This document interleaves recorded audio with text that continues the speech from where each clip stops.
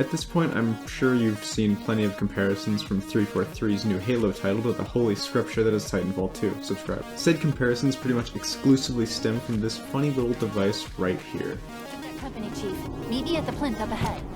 But Titanfall still manages to be completely unmatched in the modern day. Everything in a match plays into each other. Killing grunts, players, and completing objectives award Titan Charge. This system is so unbelievably good, I cannot believe it has not been replicated yet. Let's go over why it's so brilliant. The main point of the system is that it pretty much tricks players into actually playing the objective because you want to be able to call down your goddamn space technical. It gives people goals to work towards in a match, and they're goals you actually care about because they're personal goals. Sure, in something like Halo you do have objectives. You can stand in a big glowing box, but does anyone actually care? There's no tangible benefits to these objectives because there's no personal reward for completing them. And this is why you see the entire Halo player base basically driven to play Slayer over and over again. It's a mode that's just about the core gameplay. In Titanfall, okay, this bit's probably gone on long enough. You feel actively compelled to complete objectives because, well, would you look at that, you get funny points for it. Being able to call down a Titan can shift the balance of an entire match, and so it has such a tangible gameplay benefit. Titan gameplay is diametrically opposed to pilot gameplay. Instead of being incredibly mobile with low health, you're the complete and total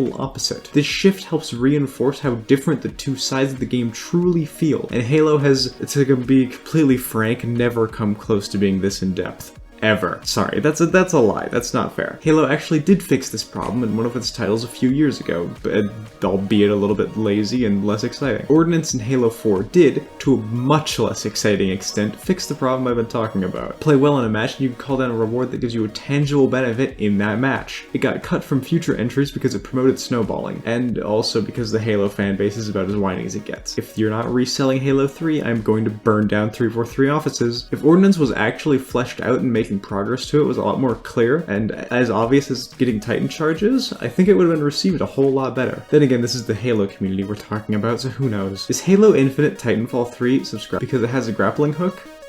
No. Titanfall was based in my blessed Source engine, and that comes with a whole host of Source-specific bugs and exploits to unstable movement mechanics. The way the grappling hook can be exploited and used in Titanfall opens up mountains and mountains of possibility that are just not available in Infinite, or any game outside of the Source engine for that matter. They just straight up don't give you the option to do stupid shit like this. That being said, it's quite clear that Infinite took a lot of direction from Titanfall, and the grappling hook controls remarkably similarly to the point where it's obvious they were imitating it. The way that you rocket towards where you're looking and not the grapple point is straight up ripped from Titanfall 2, and even the strafing is eerily similar, even if it is a bit weird at times. What really surprised me was just how much not being able to slide hurts the game.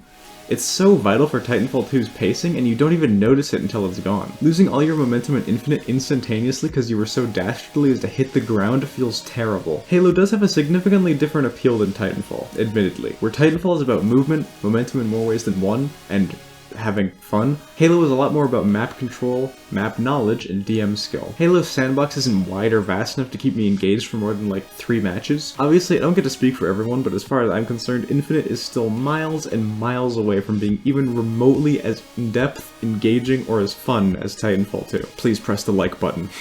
Both grappling skill and map knowledge could be easily attained through walking through an empty lobby, but come on.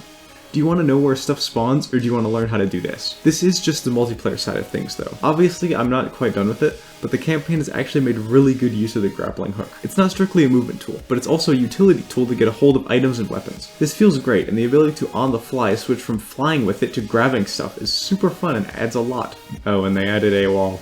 Okay, future me coming in to say that I actually am done with it now, and nothing really new comes out of the grapple after the first 5 minutes. Use it for movement and to grab items, and that's it. Conclusion? The Halo community is fucking insane, and Titanfall 2 is incredible, and you should give me money. Okay, sorry, I know the video's done, but like, what the hell did they do to the energy sword? What is this? What happened to the Halo 2's energy sword draw sound? I don't want unsheathing my sword to sound like I just walked through an Aperture Science Material Emancipation grill. I want it to sound like Thor himself being struck by lightning and exploding.